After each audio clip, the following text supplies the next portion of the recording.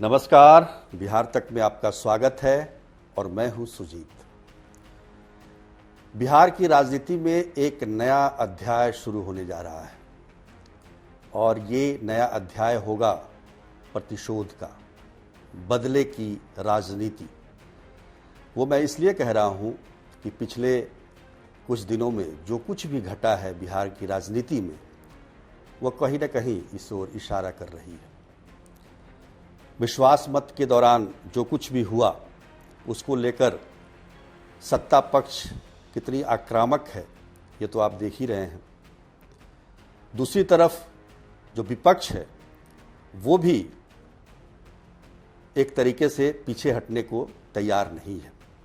हालांकि बड़े ही आश्चर्य की बात थी जनता के लिए कि जेडीयू और बीजेपी जो कि सत्ता में हैं अभी, और उस समय भी लग रहा था कि विश्वास मत प्राप्त करने में कोई दिक्कत नहीं होगी, तो उनके कम से कम 6 विधायकों पर डोरे डाले गए। लेकिन सच्चाई ये नहीं है।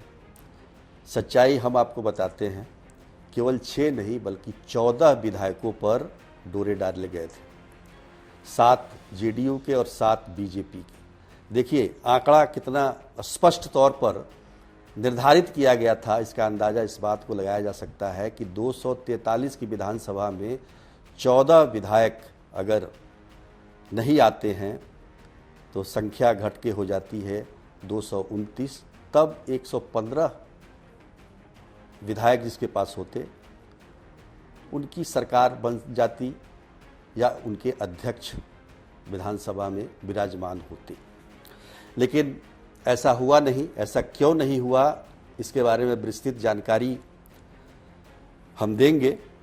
बहुत कुछ तो आप जानते भी हैं। केंद्रीय एजेंसियां जो सक्रिय हुई और स्थानीय लेवल पर जो खुफिया विभाग है, खुफिया तंत्र है, उसकी वजह से ऐसा नहीं हो पाया। और ये कहा जा सकता है कि 14 विधायक जो उसमें शामिल थे उन्होंने आनन फानन में लिए गए बयानों को लौटा दिया। जो पैसे उन्होंने लिए थे उसको लौटा दिया। कुछ लोगों ने रखा, ऐसी बात नहीं है कि सभी ने लौटा दिया, लेकिन कुछ लोगों को विश्वास था, कुछ विधायकों को विश्वास था कि सरकार पलट जाएगी, और इसी विश्वास के सहारे वो अंत तक तो सिर्फ एक विधायक रहे, दिलीप राय, जेडीयू के विधायक सुरसंड के।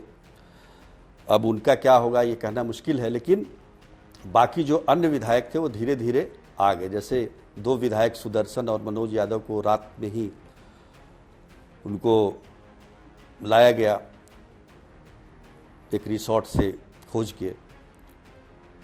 डॉक्टर संजीव जो हैं वो भी आ गए, पुलिस संरक्षण में उनको लाया गया।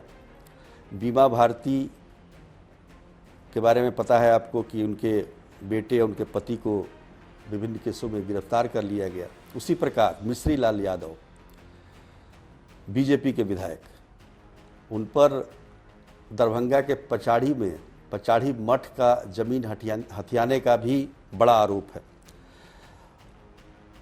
लेकिन इन सब के बीच उनके बेटे को दरभंगा पुलिस ने गिरफ्तार कर लिया। तो कुल मिलाकर स्थिति ये है कि जब तक ये एजेंसियां सक्रिय नहीं होती तब तक सरकार का बचना मुश्किल था। और इसी बात का मलाल है खास तौर पर बीजेपी को। बीजेपी जिसको लगता है कि अभी पूरे देश में उसकी लहर है और उसके विधायक भाग जाए, ये बड़ा आश्चर्यजनक बात है। ये पच नहीं रहा है बीजेपी को। जैसे बीजेपी के विधायक हो गए रश्मि वर्मा, भागीरथी देवी और मिश्री लाल यादव। तो बीजेपी इस तरह के विधायकों को या फिर इस तरह की दगाबाजी करने वाले, राजनीति में दगाबाजी करने वाले को कभी माफ़ नहीं करती है। इसका उदाहरण है उत्तर प्रदेश।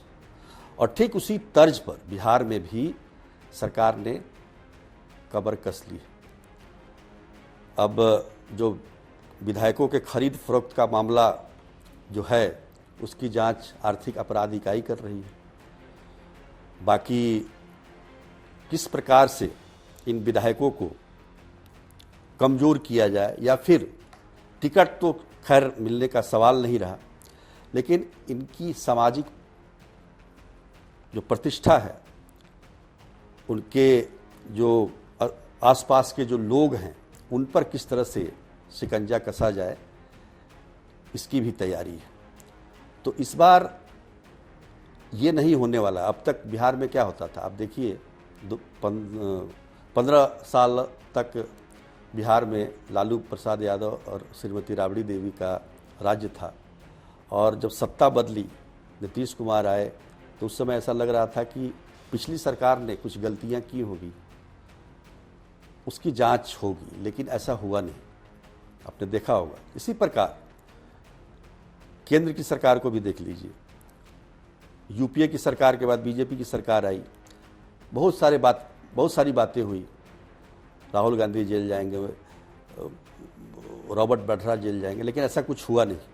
तो राजनीति में इस प्रकार से होता नहीं है।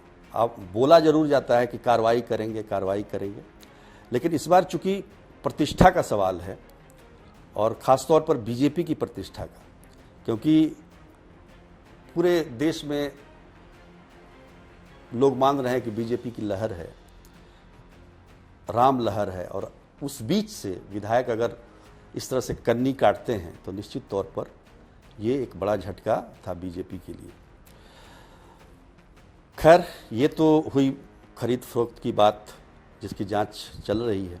दूसरी तरफ सरकार ने जो कहा है कि भ्रष्टाचार हुआ है पिछली सरकार में, महागठबंधन की सरकार में, और कहा जा रहा है कि तेजस्वी यादव के पास जो विभाग थे, ललित यादव के पास जो विभाग थे, और रामानंद यादव के पास जो विभाग थे, उसकी जांच कराई जाएगी, क्योंकि उसमें भारी गड़बड़ी की आशंका जताई गई है। कहा गया है कि 1 अप्रैल 2023 के बाद जो भी निर्णय लिए गए हैं, उसकी जांच कराई जाएगी। खैर, सरकार है तो करा सकती है, लेकिन सरकार भी तो वही, मतलब मुख्यमंत्री तो नीतीश कुमार ही थे उस समय भी और इस समय भी हैं। तो आरजेडी के लोग कह रहे हैं कि भाई मुख्यमंत्री जब थे तो गड़बड़ी कैसे हो गई, ये भी सवाल लाजमी है, लेकिन सरकार इसकी जांच करा रही है। दूसरी तरफ आरजेडी के लोग या पूर्व उप मुख्यमंत्री तेजस्वी यादव ये कह रहे हैं कि हमने अपने 17 महीनों के कार्यकाल में 4 लाख युवाओं को नौकरी दी, सरकारी नौकरी दी, उसमें वो सरकार को क्रेडिट नहीं दे रहे हैं। तो सवाल है कि आप अगर भ्रष्टाचार के मामले में आप कहते हैं कि सरकार वही सरकार थी, तो नौकरी के मामले में भी आपको क्रेडिट देना चाहिए। हालांकि कल से तेजस्वी यादव अपनी एक यात्रा शुरू कर रहे हैं, जन विश्वास यात्रा, जिसमें वो बताएंगे कि वो 17 महीने में उन्होंने क्या क्या किया है।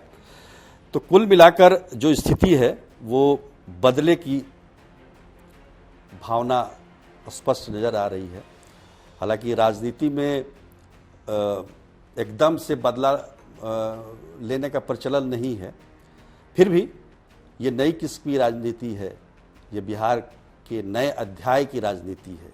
देखिए आगे आगे होता है क्या। आज के लिए इतना ही, तब तक के लिए नमस्कार।